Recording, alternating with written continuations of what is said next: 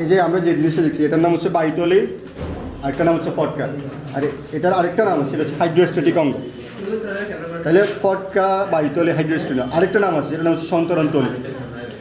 তাহলে এই বাইতলিতে দেখতেছি আমরা একটা নালী বেরিয়েছি, এই নালীটা আমি কেটে নিয়ে ফেলছি যদিও বা, এই নালীটার নাম হচ্ছে নিউমেটিক নালী। তাহলে এই নিউমেটিক নালী কোথায় যুক্ত থাকবে? অন্য নালীর সাথে যুক্ত থাকবে, অর্থাৎ ও পরিপাক নালীর সাথে যুক্ত থাকে। আচ্ছা, এই বাইতলের মধ্যে দুইটা প্রকোষ্ঠ, একটা হচ্ছে অগ্র, একটা হচ্ছে পশ্চাৎ। অগ্রটা ছোটো, পশ্চাৎটা বড়। আর বাইতলিতে তিনটা গ্যাস থাকে, কার্বন ডাইঅক্সাইড, অক্সিজেন আর নাইট্রোজেন। তার মধ্যে কোনটার পরিমাণ সবচেয়ে বেশি?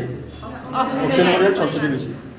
আর বাইতলের এই যে বাইরে যেগুলো লাল অংশ দেখা যায় জালিকার মতো, কোষিক জালিকা, যদিও এটাতে দেখা যাচ্ছে না, এগুলো ঠিক আছে। কোষিক জালিকা বলে হচ্ছে কী হয়? রেটি মিরাবিলি, এগুলো কী বলা হয়? রেটি মিরাবিলি, যদিও এখানে দেখা যাচ্ছে না। তারা বাইতলে হচ্ছে দুইটা আবরণ থাকবে, ঠিক আছে। একটা হচ্ছে বাইরের আবরণ, একটা হচ্ছে ভিতরের আবরণ।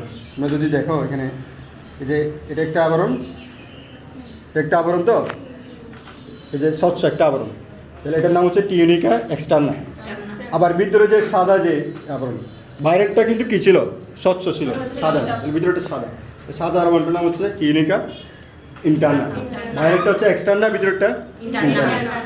তাহলে এতটুকু হচ্ছে বাইতলির পড়া। বাইতলি আমাদেরকে যে ওর প্লাবতা রক্ষা করে, এটা হচ্ছে প্রয়োজনে, যখন অক্সিজেন প্রয়োজন হয় এখান থেকে অক্সিজেন সরবরাহ করে, কারণ এখানে অক্সিজেনের পরিমাণ বেশি থাকে। মানে অনেক সময় যে পানিতে অক্সিজেনের পরিমাণ কমে যায় না, তখন এখান থেকে অক্সিজেন সাপ্লাই দিবে, কারণ সব পানিতে তো অক্সিজেন থাকে না সবসময়, ঠিক আছে।